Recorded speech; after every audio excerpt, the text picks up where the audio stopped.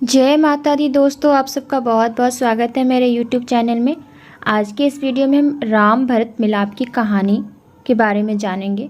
चलिए वीडियो शुरू करते हैं। हिंदू पौराणिक कथाओं में रामायण और महाभारत का नाम सबसे पहले लिया जाता है। सबसे पहले युग आया था रामायण का, मर्यादा पुरुषोत्तम भगवान राम का युग, और उसे ही कहा जाता है राम राज्य। रामायण में वैसे तो कई ऐसे प्रसंग हैं जो बड़े ही मार्मिक हैं और आपकी आंखों से अश्रुधारा बहा सकते हैं, जैसे माता सीता का अपहरण, उनकी अग्नि परीक्षा, लव कुश का बालपन आदि। इन प्रसंगों की ही तरह एक बहुत ही चर्चित प्रसंग रहा है राम भरत मिलाप। राम भरत मिलाप का यह प्रसंग इतना चर्चित है कि आज भी कोई बहुत समय बाद बड़ी ही प्रेम भावना से मिलता है तो लोग इसे राम भरत मिलाप ही नाम देते हैं। रघुकुल वंश के महाराजा दशरथ के चारों पुत्र राम, भरत, लक्ष्मण और शत्रुघ्न अपनी शिक्षा दीक्षा पूर्ण करके अयोध्या लौट आते हैं। उसके पश्चात चारों भाइयों का विवाह महाराज जनक की पुत्रियों से हो जाता है। ये सभी शुभ प्रसंग चलते रहते हैं और महाराज दशरथ अपने सबसे बड़े पुत्र राम को राजा बनाने का निर्णय लेते हैं। इस निर्णय से सभी प्रसन्न होते हैं, परंतु महारानी कैकेयी की दासी मंथरा इस संबंध में कैकेयी के मन में विष घोलती है और राम को राजा ना बनने देने के लिए कैकेयी को उकसाती है। वैसे तो महारानी कैकेयी राम से बहुत प्रेम करती थी, परंतु वे उस मंथरा की बातों में आ जाती हैं और इसी कारण उन्होंने महाराज दशरथ को विवश कर दिया कि वे भगवान राम को 14 वर्षों का वनवास दें और भरत को राज्य दें। महाराज दशरथ को भी विवशता में इस बात के कारण ये निर्णय लेने पड़े और राम अपनी धर्मपत्नी सीता और छोटे भाई लक्ष्मण के साथ वन की ओर चल दिए। जब ये सब घटनाएं हो रही थी तब राजकुमार भरत और राजकुमार शत्रुघ्न अपने नाना जी के घर गए हुए थे। उन्हें इन सब घटनाओं के बारे में कोई जानकारी नहीं थी। अपने पुत्र राम के वियोग में महाराज दशरथ की मृत्यु हो गई और ये दुखद समाचार सुनकर जब राजकुमार भरत और राजकुमार शत्रुघ्न वापस आए तो उन्हें अपने बड़े भाई भगवान राम के साथ घटित हुई इस घटना के बारे में पता चला। उनके ऊपर मानो दुखों का पहाड़ ही टूट पड़ा, क्योंकि एक ओर पिता की अकस्मात मृत्यु हो गई, दूसरी ओर जहाँ यह आशा थी कि पिता की मृत्यु के बाद पिता समान बड़े भाई राम की छत्र छाया में रहने की शांति भी उनसे छिन चुकी थी।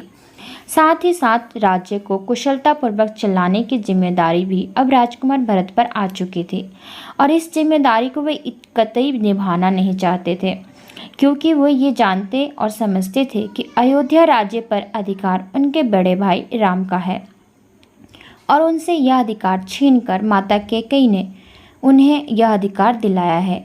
यह ग्लानि भाव से राजकुमार भरत भरे हुए होते हैं। साथ ही साथ वे अपने माता कैकेयी से भगवान राम के प्रति किए गए उनके दुर्व्यवहार के लिए रुष्ट भी हैं। इन सभी भावनाओं से घिरे होने के कारण और भगवान राम को वापस अयोध्या लाने के लिए वे अपने बड़े भाई भगवान राम से मिलने का निश्चय करते हैं। राजकुमार भरत को यह बात पता चलता है कि प्रभु श्री राम अपने छोटे भाई लक्ष्मण और पत्नी सीता के साथ चित्रकूट में ठहरे हुए हैं। तब राजकुमार भरत तुरंत ही उनसे मिलने के लिए चित्रकूट की ओर प्रस्थान करते हैं।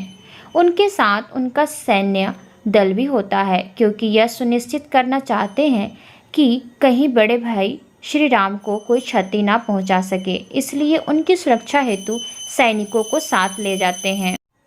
वहीं दूसरी ओर चित्रकूट में भगवान श्री राम, लक्ष्मण जी और माता सीता अपनी कुटिया के बाहर शांतिपूर्वक बैठे हुए हैं। तभी उन्हें कहीं से पदचाप और इस कारण धूल उड़ती हुई दिखाई देती है। कुछ ही समय में यह ध्वनि तीव्र होती जाती है और तभी कोई बनवासी उन्हें यह समाचार देता है कि राजकुमार भरत अपनी सेना के साथ चित्रकूट पधार रहे हैं और जल्दी ही यहाँ पहुँच जाएंगे। यह समाचार सुनकर लक्ष्मण जी बहुत क्रोधित हो जाते हैं और प्रभु श्री राम से कहते हैं कि जैसी माता वैसा पुत्र। राजकुमार भरत अपनी सेना के साथ आप पर हमला करने आ रहे हैं। वे सोचते हैं कि आप वन में अकेले हैं, हमारे पास कोई सैन्य शक्ति नहीं है, तो वे आसानी से हमें मारकर अयोध्या का राज्य हड़प लेंगे।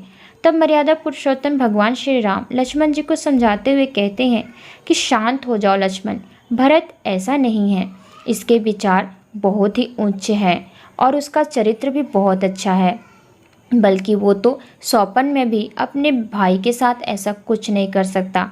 इस पर भी लक्ष्मण जी का क्रोध शांत नहीं होता है और वे कहते हैं कि राजकुमार भरत अपने उद्देश्य में कभी सफल नहीं होंगे और जब तक लक्ष्मण जीवित है ऐसा नहीं होगा। राजकुमार भरत अपने बड़े भाई राम से मिलने को आतुर हैं और इसी कारण वे अपनी सेना में सबसे आगे चल रहे हैं और उनके साथ तीनों माताएं, कुलगुरु, महाराज जनक और अन्य श्रेष्ठी जन भी हैं। ये सभी मिलकर प्रभु श्री राम को वापस अयोध्या ले जाने के लिए आए हैं। जैसे ही राजकुमार भरत अपने बड़े भाई श्री राम को देखते हैं, वे उनके पैरों में गिर जाते हैं और उन्हें दंडवत प्रणाम करते हैं। साथ ही साथ उनकी आंखों में अविरल अश्रुधारा बहती है। भगवान श्री राम दौड़कर उन्हें ऊपर उठाते हैं और अपने गले से लगा लेते हैं। दोनों ही भाई आपस में मिलकर भाव विवल हो जाते हैं।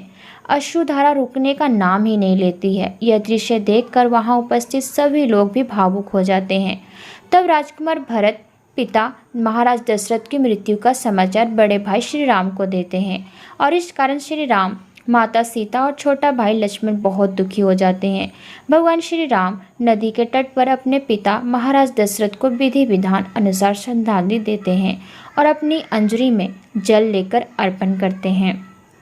अगले दिन जब भगवान राम, भरत आदि पूरा परिवार, महाराज जनक और सभासद आदि बैठे होते हैं तो भगवान राम अपने अनुज भ्राता भरत से वन आगमन का कारण पूछते हैं। तब राजकुमार भरत अपनी मंशा उनके सामने उजागर करते हैं कि वे उनका वन में ही राज्याभिषेक करके उन्हें वापस अयोध्या ले जाने के लिए आए हैं और अयोध्या की राज्य काज संबंधी जिम्मेवारी उन्हें ही उठानी है। वे ऐसा कहते हैं।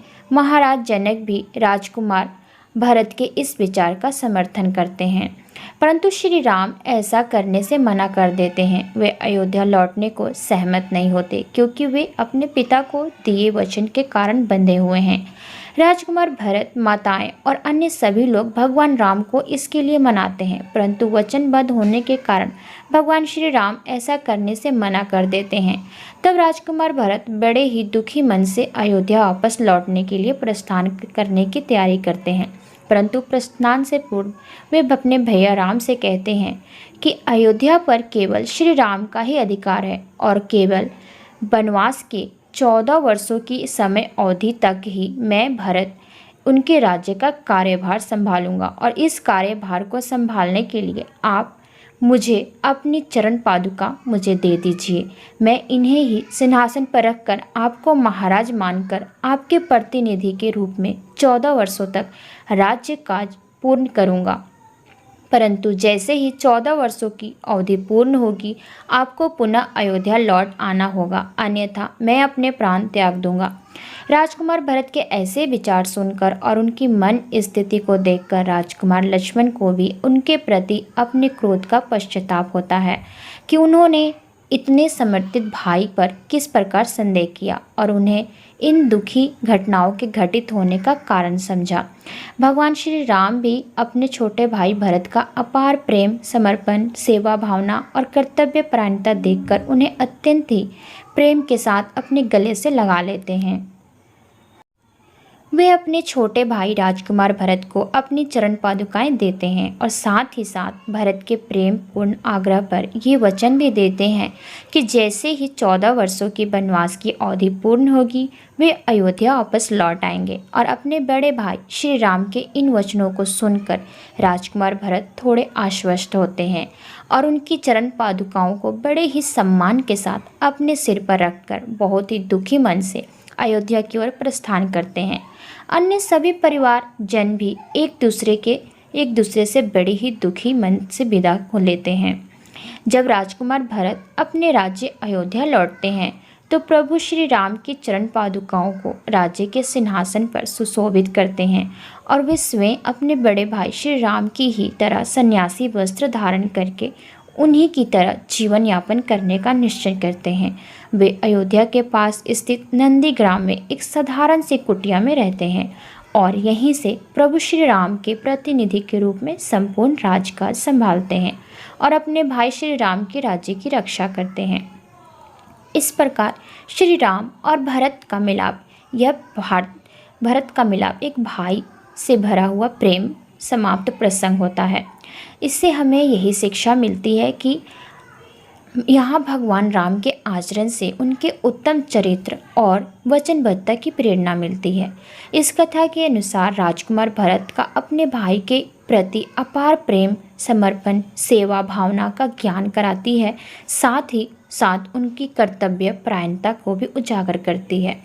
लक्ष्मण जी की क्रोध में भी अपने बड़े भाई के प्रति प्रेम दिखता है, परंतु राजकुमार भरत के प्रति बिना सोचे समझे विचार करने की भूल से यह शिक्षा मिलती है कि पूरी बात जाने बिना हम किसी विचार को सत्य ना माने।